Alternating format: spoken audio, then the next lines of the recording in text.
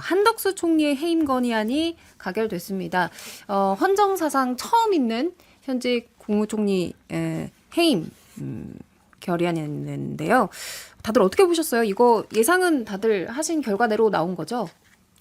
그렇죠. 예상했죠. 한덕수 총리가 과연 총리로서 제대로 된 역할을 하고 있는 것이냐라고 우리가 비판하지 않을 수 없고, 지금 세 분의 장관 후보자를 어쨌든 헌법에는 국무총리가 대통령께 제청하게 되어 있잖아요. 근데 이렇게 좀 적절하지 않은 사람들을 추천한 것도 한덕수 국무총리가 제대로 일을 잘 못하는 거 아니냐, 그렇게 볼 수가 있고, 저는 결국에는 한덕수 총리에 대한 해임 건의안이 이렇게 좀 통과된 것은 윤석열 대통령에 대한 불신안을 야당이 보여주고 싶어 했던 것 같아요. 야당은 계속 이것이 정리되기 전에 윤석열 대통령 탄핵해야 돼, 막 끌어내려야 돼, 이런 얘기를 이재명 당대표까지 했거든요. 그런데 국민적으로 좀 반감이 심하니까 그러면은 정권의 2인자, 국정운영의 2인자인 한덕수 국무총리 해임 건의안을 통과시킴으로써 윤석열 대통령에 대한 불신안을 보여주고 싶어 했던 것이 아니냐라는 생각이 들더라고요. 사실 뭐 윤 대통령의 수용 가능성은 굉장히 낮다고 봐야 되잖아요. 그런 상황에서 총리 해임을 이렇게 밀고 들어간 것은 장성철 소장님이 보시기에는 네. 윤 대통령에 대한 어떤 불신이에요, 불신. 네. 불신을 드러낸 네. 거다. 네. 다른 분들은요? 저는 약간 좀 뭐랄까, 우리 사회, 우리 국회 현재 정치와 소통, 협체, 실종을 드러낸 장면이라고 좀 생각을 합니다. 왜요? 예전 같으면 장관 해임 건의안이나 총리 해임 건의안이 나올 움직임이 있으면 원내대표끼리라 좀 만나서 맞아. 네. 뭔가 좀 풀고 네.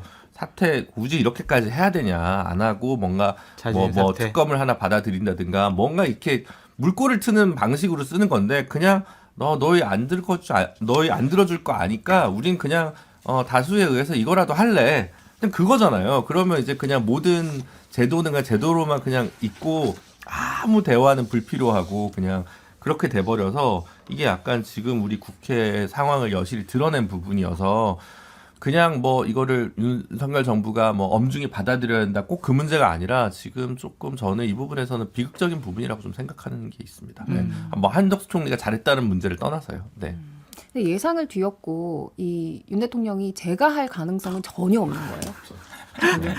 없어 보입니다. 0%. 0입니다. 아니, 네. 그러니까 예를 들면 정말 야당이 날카롭게 포인트를 딱 잡아가지고 뭐 하다못해 탄핵 소추를 한다 그러면 뭔가 그에 대해서 좀 대응을 할 텐데, 그냥 해임 건의안을 통과시켰다는 거는 사실 뭐 구속력도 없는 것이고 그냥 전반적으로 당신들이 싫어요, 이런 메시지인 거거든요. 그러니까 야당 입장에서 계속 무기력하게 무능력하게 말하자면 여당에게 끌려다니다 보니까 이 민주당 내에서도 내부 결속할 무언가가 필요했었던 것 같아요. 그게 또 이재명 대표에 대한 체포동의안 요거랑 맞물려 가지고 그 야당 내 분열이 가속화되는 상황 속에서 그래도 우리가 단일 대우를 이룬다, 적어도 윤 정부에는 맞서 싸워야 된다는 알리바이가 필요했던 것 같고요.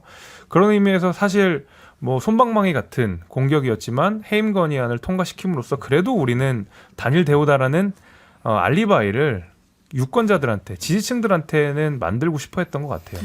제가 보기에는요, 국회에서 해임 건의안이 통과가 됐잖아요. 윤석열 대통령 뭐야 지금 한덕수 국무총리 민주당이 싫어해? 민주당은 잘 싸웠구만. 5년 동안 국무총리 계속해. 이럴 가능성도 있지 않을까. 오히려 더. 네.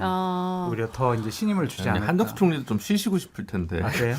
또 5년 동안 어떻게 해요? 로펌 가서 돈 벌어야 또. 아니 뭐 그건 아니지만 어쨌든 조금 뭐 그래도 계속 가긴 하겠습니까? 근데 이제 한덕수 총리가 본의 아니게 조금 더 이 해임 건의안 때문에 재직 기간이 좀 더 길어지는 효과는 있겠죠.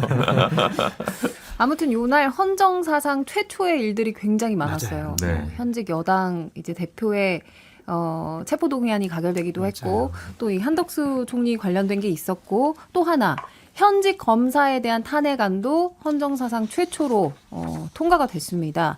간첩 조작 사건 피해자 유우성 씨가 이제 관련 혐의로 무죄를 받으니까 다른 혐의로 이제 걸고 넘어졌던 검사에 대한 탄핵안이었는데, 현 변호사님 어떻게 보셨어요? 저는 이 국무총리 해임 건의안보다 이 검사 탄핵이 통과된 게 굉장히 의미가 크다고 봅니다. 왜 그러냐면 실제로 이 총리 탄핵에 대한 거는 175표였어요. 근데 검사 탄핵에 대한 거 180표. 180표. 5표가 더 나왔어요. 예. 그러니까 단순히 야당만 다 동의하진 않았을 거다 이렇게 보는 거죠. 사실은 이게 뭐 과반이면 통과됩니다. 180이라는 거는 민주당 플러스 뭐 정의당이나 다른 분들이 들어있는 거잖아요. 그러니까 어찌 보면 문제 있다고 본 거예요. 근데 검사가 지금까지 뭘 잘못했을 때 그러니까 검찰 자체 내에서 징계받거나 이런 경우는 있는데 뭐 처벌받는 게 별로 없어요. 근데 이것도 전형적으로 어쨌든 증거 조작이라는 게 드러나서 무죄를 받았잖아요. 그리고 그 사건에 대해서 기소유예를 한번 했어요. 근데 다시 또 고발 들어왔다는 이유로 해서 기소를 했는데 결국은 공소권 남용이라는 게 그동안은 우리가 교과서에서만 있지만 법원에서 인정한 경우가 없었거든요. 근데 대법원 보기에도 심하니까. 예. 근데 이거 그래서 이제 결국은 공소권 남용 판결을 한 건데 최초로. 근데 또 이거에 대해서 처벌을 하려고 보니까 공소시효가 지나버렸어요. 그러니까 처벌도 안 됐어요. 징계도 안 되고 이분은 또 승진까지 하고. 그러니까 이제 문제가 심각한 거죠. 처음에는 이게 그 우리 라임 사태에서 왜 뭐 나누기 3이냐 5냐 해가지고 93만 원으로 해가지고 100만 원 밑으로 끊어가지고 이 사람들 무죄 예. 받았잖아요. 이제 그분들까지 같이 넣으려고 그랬어요. 거기 3명이랑 이분랑 4명 하려고 그랬는데 근데 그분들은 뭐 현재 어쨌든 무죄를 받았으니까. 근데 이제 그 93만 원이어도 어쨌든 접대 받은 건 받은 거거든요. 그럼 일반 공무원은 이 정도였으면 파면이에요. 근데 이분들은 징계도 안 했어요. 법무부 내에서. 그러니까 93만 원 이하에서 그 100만 원 안 넘어서 무죄라지만 접대 받은 건 맞잖아요.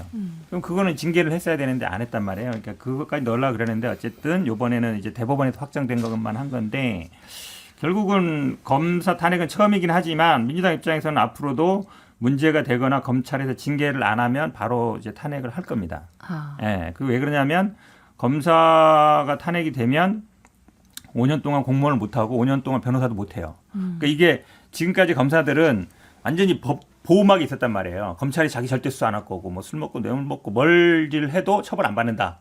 우리 마음대로 된다 생각이 있었는데 만약에 이게 딱 만약에 가시권 안에 들어오면 위에서 아무리 시켜도 법 위반되는 거나 이런 거에 대해서는 이거 내가 탄핵 때문에 공무원도 못하고 5년 동안 나가서 변호사도 못하는데 책임지실 겁니까? 라고 할 수 있단 말이에요. 또 그런 의미가 그렇죠. 있네요. 그러니까 검찰이 그동안은 법에 사각지대에 있었단 말이에요. 되게 처벌도 안 받고 뭘 해도 징계도 안 받고 그랬는데 어쨌든 국회에서 견제가 들어가기 시작했다는 거죠. 그런 데서 의미가 있죠.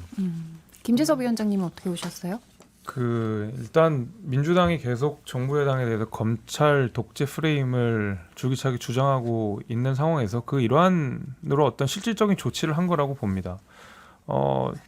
이제 정부 여당을 공격하는 좋은 포인트인 것 같아요. 말씀하신 대로 그러니까 검찰에 지금 이게 탄핵을 한다 하더라도 헌재에서 이거 무시하기가 좀 쉽지 않거든요. 왜냐하면 말씀하신 대로 공소권 남용으로 확정 판결을 받아놓은 상황이기 때문에 만약에 헌재가 이를 무시해버리면 대법원의 판결을 무시하는 꼴이 돼버리기 때문에 권위가 추락할 수 있거든요. 그래서 나름 헌법재판소와 대법원 사이의 어떤 균형을 맞추기 위해서라도 이번 검찰 탄핵은 저는 인용될 가능성이 되게 높다고 봐요. 그것이 아마 민주당이 노렸던 것이고 그렇게 됐을 때 정부 여당을 공격하는데 좀 더 효과적이겠죠. 이거 봐라 검찰도 잘못한다라는 주장을 하고 싶었던 것 같은데 아마 그런 일환이라고 저는 생각이 되고 그렇습니다. 지금 좀 정리를 하면 검사 탄핵안 같은 경우에는 이제 국회에서 통과가 되더라도 직무 정지가 일단 되고 헌재로 가서 이제 헌재의 판단을 받아야 되는 거거든요. 그래서 김재섭 위원장님은 헌재에서 인용 가능성이 크다 이렇게 왜냐하면 보셨고. 대법원에서 확정 판결이 나온 상황이기 때문에 헌재가 이걸 그냥 마냥 무시할 수는 없거든요. 예. 그러니까 이제 사실 최근에 이제 민주당 주도로 해서 탄핵안이 발의됐던 게 이제 임성근 부장판사 건이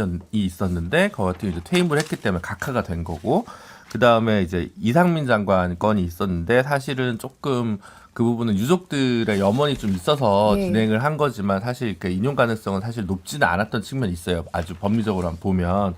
그리고 이제 최근에 이종섭 국방부 장관에 대해서 추진을 한다고 했다가 그것도 조금 바로 될까 싶은 생각이 있었는데 어쨌든 본인이 사의를 표명하면서 좀 됐거든요. 그래서 그동안에 최근 몇 년간의 그 탄핵 발의안들 소추 의결된 부분 이런 것들이 조금은 뭘까 관역이 딱 정확하지 않은 부분이 있었는데 이번 건은 되게 유효타가 정확하게 좀 될 것 같아서 그리고 좀 필요한 일인 것 같아서 저도 이번 국회 요구와 관련된 결정은 좀 호소력이 있는 것 같습니다.